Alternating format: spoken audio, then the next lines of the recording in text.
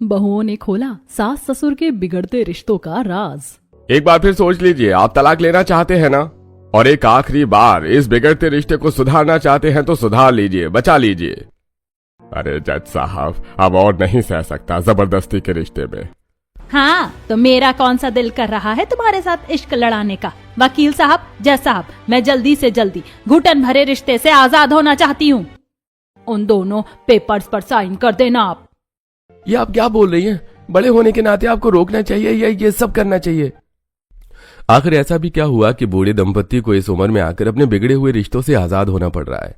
और ये कौन है जो साइन करने पर जोर दे रही है? पूरी बात क्या है, आइए जानने के लिए कहानी को शुरू से शुरू करते हैं।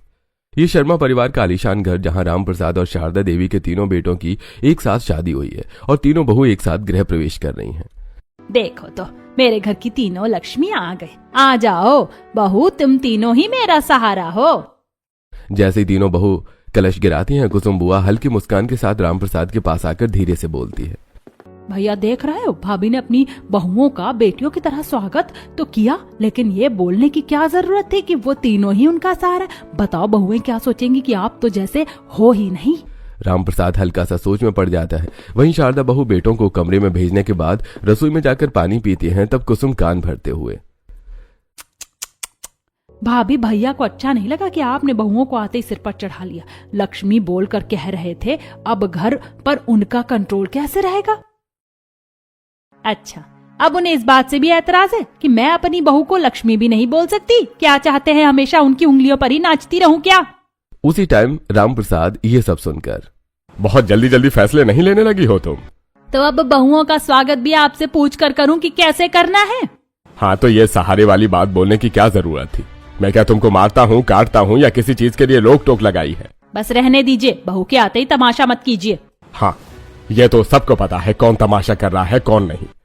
पहली ही रात हल्की तकरार शुरू हो जाती है और ये बात बहू के कानों में आ जाती है, तब अपने पति से, अरे माँ जी पापा जी की लड़ाई हो रही है, हमारा जाना ठीक नहीं होगा, आप ही जाकर शांत कर दीजिए ना।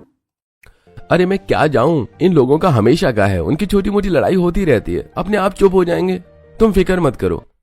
तीनों बहू लाचार होती हैं, वहीं दूसरी तरफ वो दोनों भी शांत हो जाते हैं, जिसके बाद सब लोग चुपचाप सो जाते हैं। अगले दिन तीनों बहू सुंदर सी शादी में तैयार होकर रसोई में जाती हैं, जहां उन लोगों को हलवे में मीठा डालना बताती हैं।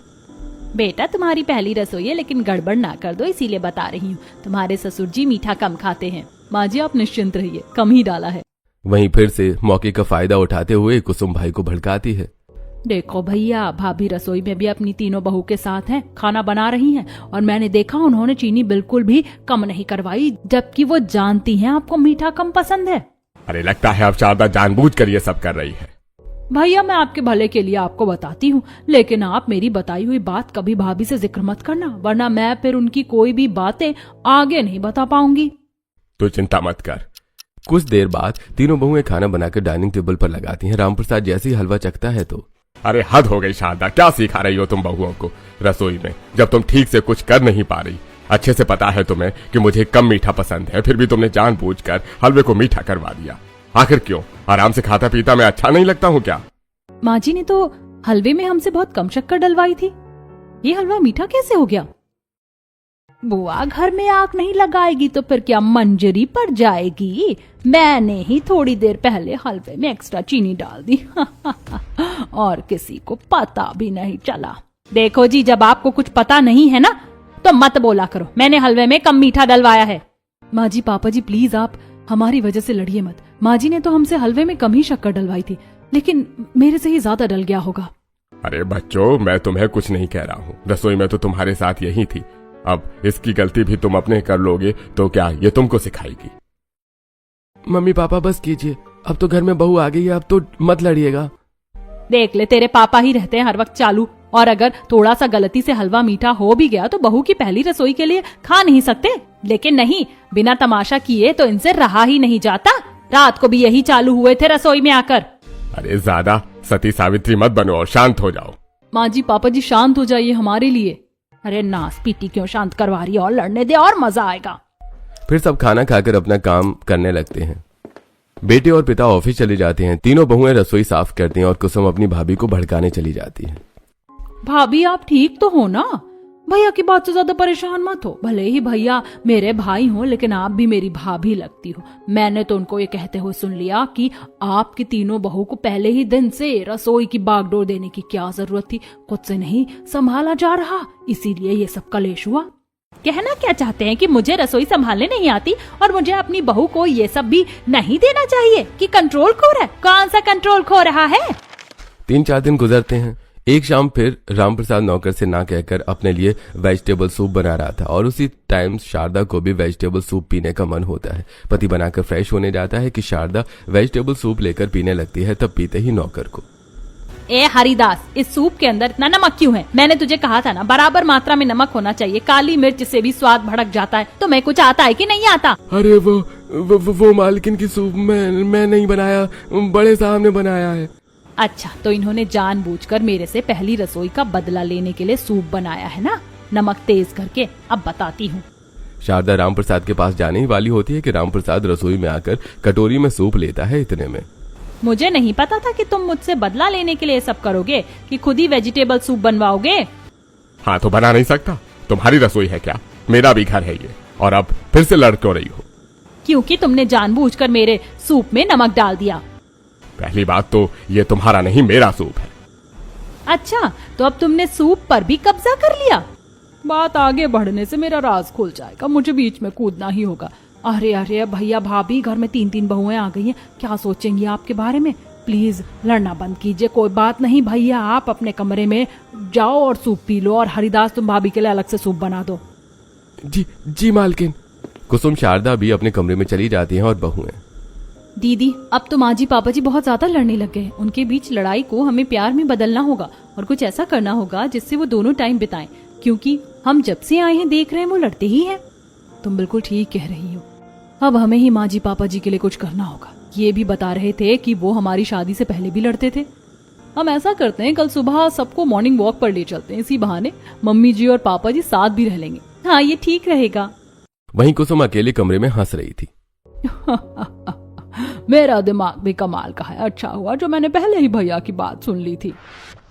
मूड बहुत ज्यादा खराब है, ऐसा करता हूँ अपने लिए वेजिटेबल सूप बना लेता हूँ, यही सही रहेगा। ओहो भैया वेजिटेबल सूप बना रहे हैं, चलो एक बार और उनके रिश्ते में लड़ाई की चिंगारी लगा देती हूँ। शारदा का मूड खराब था कुछ उसके पास आकर। क्या हुआ भाभी, परेशान हो? हाँ, मेरे को कुछ अच्छा नहीं लग रहा है, थोड़ी थोड़ी भूख भी लग रही है। अरे तो आप वेजिटेबल सूप पी लो, आपका मूड अच्छा हो जाएगा और हेल्दी भी होता है। ठीक है, मैं नौकर से बोल देती हूँ। शारदा हरिदास नौकर को बोलकर वेजिटेबल सूप बनाने को कह देती है, लेकिन कुसुम अलग से नौकर को बोल देती है, देखो भैया वेजिटेबल सूप ही बना रहे हैं तो तुम रहने दो।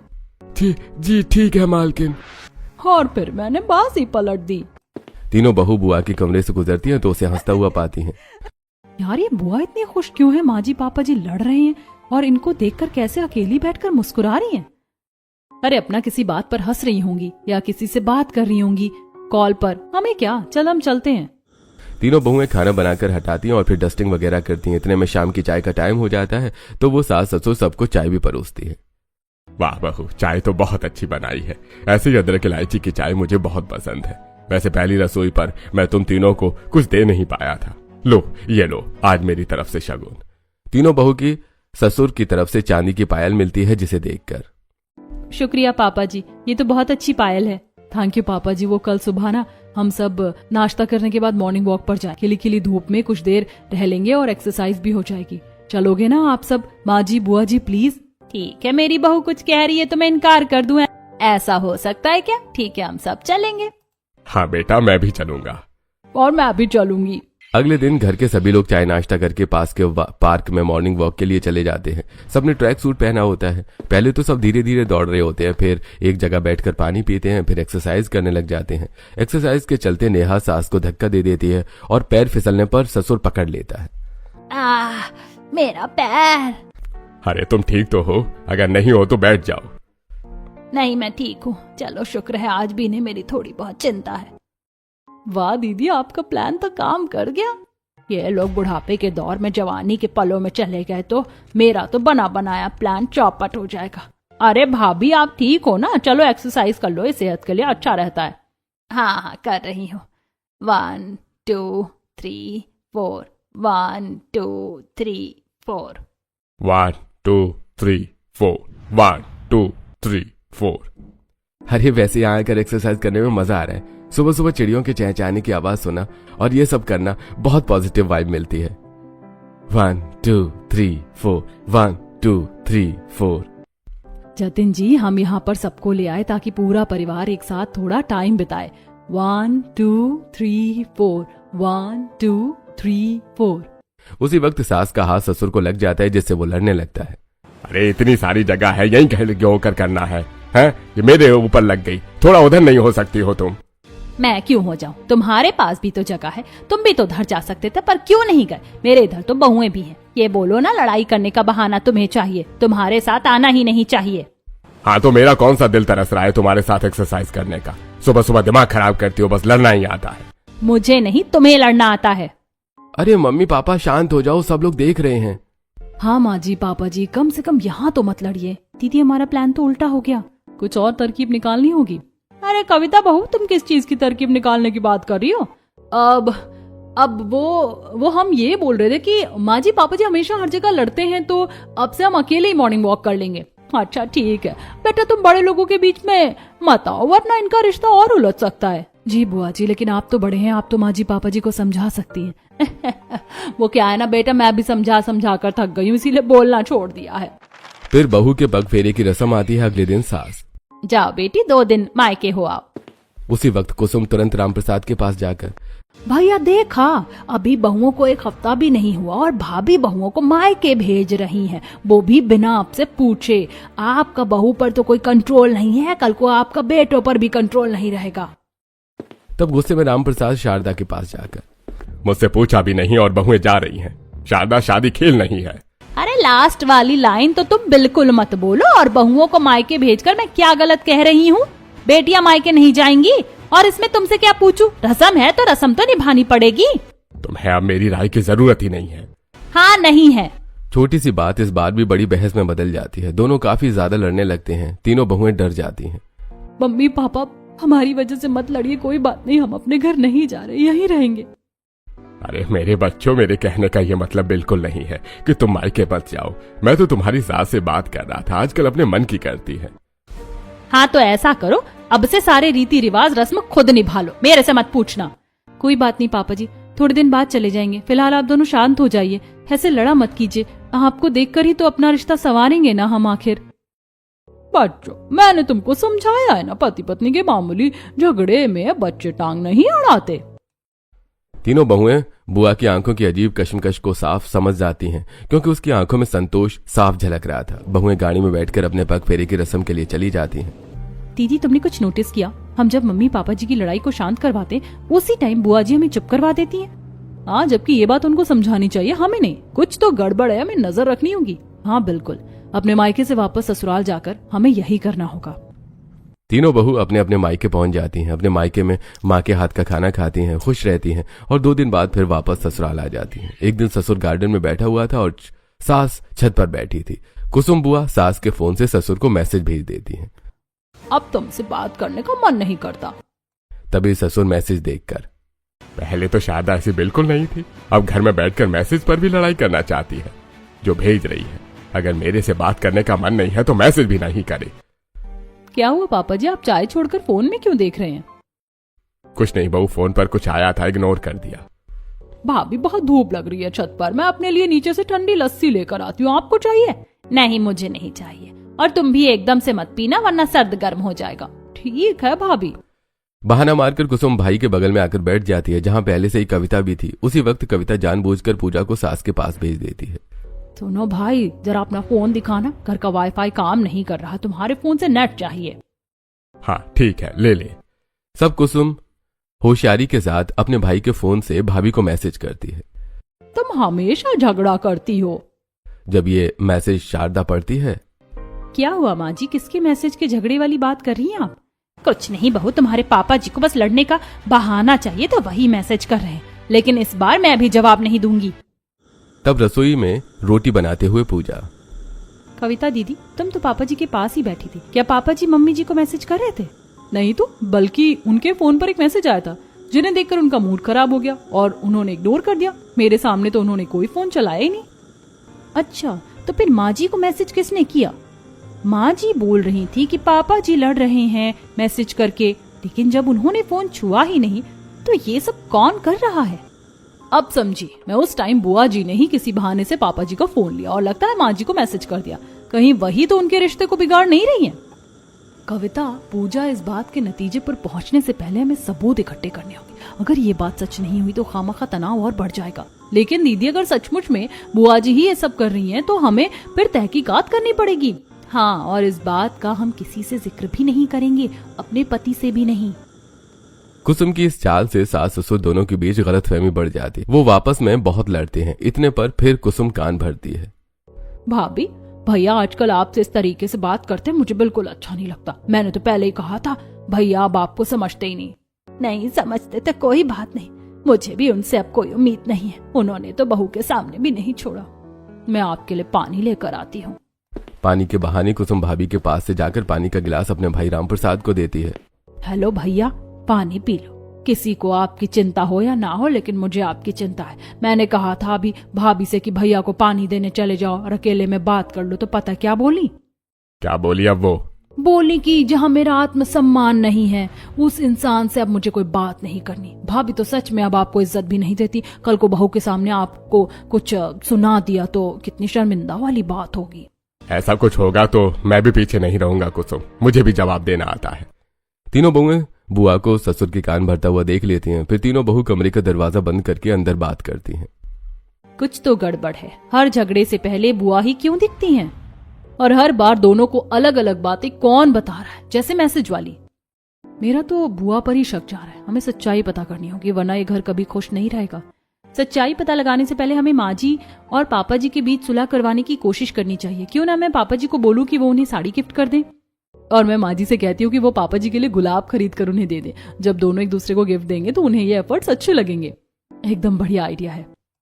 दोनों बहू सास ससुर के पास जाती हैं और तोहफा खरीदने के लिए बहुत बोलती हैं। तब ससुर, अरे ठीक है नेहा बहू, अगर तुम कहती हो और इससे वो मान जाएगी तो मैं जरूर उसके लिए गिफ्ट लेकर आऊंगा। हाँ पापा जी। वहीं दूसरी तरफ पूजा सास को मनाते हुए, ठीक है बहू, मैं ये सिर्फ तेरे कहने पर कर रही हूँ। वैसे मुझे पता है गुलाब तो उन्हें बहुत पसंद है। शायद इस बार हम ठीक से बात कर ले। दोनों बहू का प्लान काम कर जाता है और दोनों ही घर से बाहर एक दूसरे के लिए तोहफा लेने के लिए निकल जाते हैं। लेकिन कुसुम अपने भाई को अकेला जाने नहीं देती और खुद उसके साथ साड़ी लेने पहुंच जाती है, जहां दुकानदार अनेक साड़ियां दिखाता है और राम प्रसाद खुद अपनी पसंद की साड़ी पैक करवाता है। घर आकर शारदा दिखती नहीं है तो कमरे में ही साड़ी का डिब्बा रख देता है। यहाँ से ऑफिस चला जाता है। अरे भाभी, भैया ने आपके लिए गिफ्ट भिजवाया है, इसे ले लीजिए। क्यों, खुद नहीं आ सकते थे? जरा देखूं तो। गिफ्ट खोलने पर शारदा देखती है कि साड़ी है जो उसे पसंद आ जाती है, लेकिन खुद ही देना होता तो साड़ी भी खुद पसंद करते, लेकिन मैं आपके लिए साड़ी पसंद करके लाई हूँ। अगर ऐसा है तो उन्हें ये वापस कर दो। कुसुम ये साड़ी अपने कमरे में ले जाती है और पीछे से शारदा के लिए गुलाब के फूल को तोड़ देती है। तब राम प्रसाद घर आकर बहन के कमरे में जाता है। अरे कुसुम, उसने मेरा तोहफा देखा था, क्या बोली? उन्होंने आपके तोहफे को फेंक दिया। देखो इतनी महंगी साड़ी की क्या हालत हो गई है। कितना भी कर लो, अब शारदा मेरा दिल ही तो खाती है। राम प्रसाद अपने कमरे में आराम करने जाता है तो गुलाब के टूटे हुए पंखुड़ी को देखकर शारदा के तकिए की तरफ रख देता है और छत पर बैठ जाता है। इतने में जब रसोई से शारदा आती है तो उसे गलतफहमी हो जाती है। अच्छा, तो इन्होंने मेरे गुलाब के फूल का जवाब ऐसे दिया है। ठीक है, मेरे मन में भी अब इनके लिए प्यार खत्म हो चुका है। तभी राम प्रसाद आकर, हाँ, ये तो मुझे बहुत साफ साफ नजर आ रहा है कि तुम मुझसे प्यार नहीं करती, मैं भी नहीं करता। मैं भी तुम्हारे लिए नहीं मर रही। दोनों एक दूसरे को पीठ दिखाकर लेट जाते हैं। समय गुजरता है, दोनों के बीच की कड़वाहट खत्म नहीं होती। इस बात से बहू बेटे बहुत ज्यादा परेशान होते हैं। लेकिन अब तीनों बहू का शक मैं बदलते जा रहा था, लेकिन सबूत का इंतजार कर रही थी। इतने में एक दिन हड़बड़ी में कुसुम बाहर जाती है। अरे बुआ जी, कहाँ जा रही हो? काम से जा रही हूँ बहू, टोकते नहीं। एक बहू कुसुम के पीछे पीछे लग जाती है तो वहीं दूसरी बहू सास से पूछती है, माँ जी, बुआ जी हमारे घर में क्यों रहती है? अरे वो बहुत सालों से यहीं रहती है। उनके ससुराल वालों ने उन्हें बहुत टॉर्चर किया है तो वो ये सब छोड़कर यहाँ रहने लग गई हैं। अच्छा। वहीं पूजा कुसुम का पीछा करती है, जहाँ वो एक मुंह छिपाई औरत से मिलती है। यकीन नहीं होता मधुशाला, जैसे तूने अपने घर में आग लगाकर प्रॉपर्टी अपने नाम की है, वैसे मेरा प्लान भी चल रहा है और थोड़े दिनों में मैं अंजाम तक पहुंच जाऊंगी। अब आगे क्या करना है ये बता। ये सब सुनते हुए पूजा रिकॉर्ड कर रही थी, लेकिन अब मधुशाला उसके कान में बहुत धीरे से प्लान बनाती है जिसे पूजा समझ नहीं पाती। लेकिन अब तीनों बहू कंफर्म हो चुकी थी। इतनी टेंशन के बीच तीनों के पति नाराज होते हैं। पतियों के ना टाइम देने पर तो तीनों अपने पतियों के साथ मूवी देखने, शॉपिंग करने, घूमने चली जाती हैं। घर वापस आती हैं तो सास ससुर फिर लड़ते हैं। मम्मी जी, पापा जी, आप दोनों तो हमारे आदर्श हो। छोटी छोटी बातों पर प्लीज मत झगड़ा कीजिए। अरे बस बहुत हुआ, इस औरत के साथ मैं नहीं रह सकता, तलाक होकर ही रहेगा। हाँ, तो मुझे भी तुमसे तलाक चाहिए, मैं और बर्दाश्त नहीं करूंगी। ये सब देखकर कुसुम बहुत ज्यादा मुस्कुराती है और भाई की फिक्र करते हुए कहती है, भैया आप डिवोर्स ले रहे हो, मुझे अच्छा नहीं लग रहा, लेकिन भाभी डिवोर्स के साथ कहीं आपकी सारी प्रॉपर्टी ले गई तो, और बच्चों को भी भड़का रखा होगा उन्होंने। बेहतर होगा प्रॉपर्टी पेपर से भाभी का नाम हटवा दें, और अगर मैं आपको भरोसेमंद लग रही हूँ तो आप मेरा नाम भी लिखवा सकते हैं। तो सही कह रही है, ये ठीक रहेगा। इसके बाद मैं अपने बनवाए हुए कागज रख दूंगी। भैया मैं अपने कमरे में जा रही हूँ, आप आराम करो। कुसुम खुशी से अपने कमरे में आ जाती है और तीनों बहू फिर से उस पर नजर रखते हुए मोबाइल रिकॉर्डिंग ऑन करती हैं। कुसुम के चेहरे पर घमंड भरी मुस्कान थी। शुरुआत तो मैंने तब कर दी थी जब इनके बच्चे छोटे छोटे थे, आज फल मिल रहा है। घर में छोटे छोटे बच्चे खेल रहे हैं। शारदा गली के बाहर खड़ी होकर सब्जी ले रही थी कि नया पड़ोसी आते गाड़ियों से साइड करके बचाता है। शुक्रिया, आपने मुझे बुला लिया, वरना मुझे लग जाती। इसी मौके का फायदा उठाकर कुसुम फोटो खींच लेती है और शाम को वो फोटो अपने भाई को अकेले में दिखाती है। भैया कुछ कहूँ तो बुरा तो नहीं मानोगे, ये देखिए भाभी को आज मैंने रंगे हाथों पकड़ा। वो इसने पड़ोसी के साथ बहुत हंस रही थी, वो गिरी थी तो ये छू कर बचाया भी। लेकिन मेरी कसम आपको, आप भाभी से मेरा नाम लेकर कुछ नहीं कहेंगे। अगर उनका प्यार सच्चा होगा तो वो खुद आपको बता देंगी।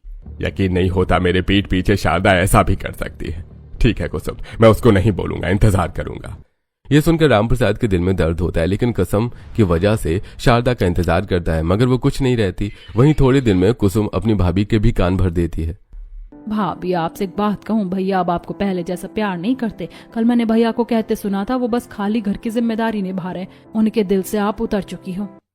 क्या पर क्यों, मैं उनसे बात करती हूँ। प्लीज भाभी, आपको मेरी कसम, आप उन्हें मत बताना कि मैं आपको उनकी अकेले की बात बता दी हूँ, वरना गुस्सा करेंगे। ठीक है।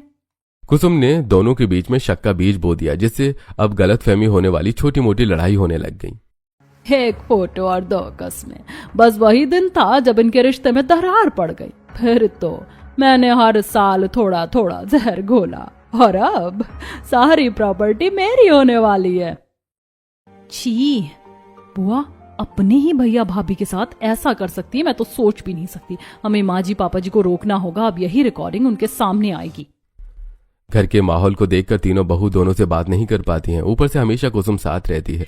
2 दिन में प्रॉपर्टी कागज भी घर आ जाते हैं और दोनों डिवोर्स फाइल करने कोर्ट में पहुंच जाते हैं। तब बहुएं, माँ जी पापा जी प्लीज, आप अलग हो जाएंगे तो हम तीनों बच्चों को कौन संभालेगा। प्लीज माँ जी पापा जी, ये अनर्थ मत होने दीजिए, हमें आपको कुछ बताना है।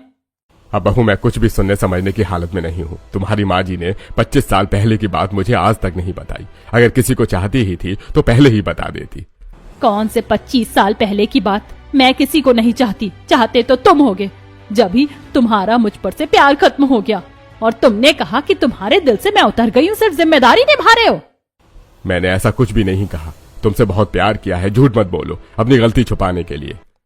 प्लीज आप दोनों अब यहाँ पर मत लड़ो, अब जो होने वाला है उस पर ही फोकस करो। बस कीजिए बुआ जी, शर्म नहीं आती आपको मम्मी पापा के बीच लड़ाई लगवाते हुए? सही कहते हैं, आप जैसी औरतें घर में सिर्फ आग लगा सकती हैं। बहू ये क्या बकवास कर रही हो तुम? अरे आप लड़ाई करना बंद कीजिए और ये रहे डिवोर्स पेपर साइन कर दीजिए। अगर अपना बिगड़ा रिश्ता बचाना चाहते हैं तो देख लीजिए। दोनों इनकार कर देते हैं। तीनों बेटे परेशान थे। प्लीज माँ जी बात सुन लीजिए, हम आपको कुछ दिखाना चाहते हैं। अब कुछ नहीं सुनना बहू। दोनों साइन करने जा ही रहे थे कि नेहा वीडियो रिकॉर्ड स्टार्ट कर देती है, जिसे सुनते ही रामप्रसाद और शारदा दंग रह जाते हैं।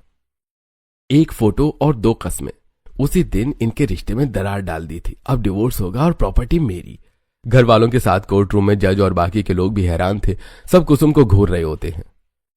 कुसुम ये क्या है? तूने मेरी बहन होकर घर में इतनी साजिश, और वो भी हम दोनों को डिवोर्स करने के लिए। और ये सब 25 साल की लड़ाइयां सब तुम्हारा खेल था, तुम्हें शर्म नहीं आती कुसुम? तुम हम दोनों के बीच आ गई, वो भी सिर्फ प्रॉपर्टी को लेकर। इतना जहर तो किसी नागिन में भी नहीं होता होगा जितना तुम्हारे मन में है। और यहाँ पर भी प्रॉपर्टी के कागज पर साइन करवाने में बिल्कुल नहीं हिचकिचाई। नहीं नहीं नहीं भाभी भैया, ये तो क्या बोलोगी बुआ कि ये सब झूठ है। हमने खुद आपको फोन पर बातें करते सुना था और उस औरत को भी देख लिया जिससे आप ये सब प्लानिंग करवा रही हैं। उसकी रिकॉर्डिंग भी है पापा जी हम पर, ये देखिए। दूसरी रिकॉर्डिंग देखकर रामप्रसाद टूट जाता है और कुर्सी पर बैठ जाता है। इस बेशरम की वजह से मैं अपनी ही पत्नी से अलग होने जा रहा था, उसे पत्नी से जिसके साथ मैंने 30 साल पहले लव मैरिज की थी, और सब कुछ उस इंसान को देने वाला था जिसने हमें अलग किया। हमने एक दूसरे से सवाल नहीं किया और अपनी ही बहन की बातों पर भरोसा किया, और तुमने ऐसा फायदा उठाया कुसुम। छी, अब हमारी मम्मी पापा को अलग करवाना चाहते थे। अब से हमारे घर पर रहने की और आने की कोई जरूरत नहीं है। बच्चे, तुम गलत समझ रहे हो। अपनी बीवियों की बात मत सुनो, ये तो चाहती है मैं घर से निकल जाऊं। तभी शारदा एक चांटा मारती है। रामप्रसाद खड़े होते हैं, डिवोर्स और प्रॉपर्टी के कागज फाड़ देता है। वकील साहब, मैं ये डिवोर्स कैंसिल करना चाहता हूँ और ये प्रॉपर्टी के पेपर फाड़ दिए। और कुसुम, तो हमारे पूरे परिवार का तेरे से अब कोई रिश्ता नहीं है। तूने सिर्फ हमारा घर नहीं, हमारे बच्चों का भविष्य भी दांव पर लगाया है। तूने हमसे हमारे 25 साल छीन लिए।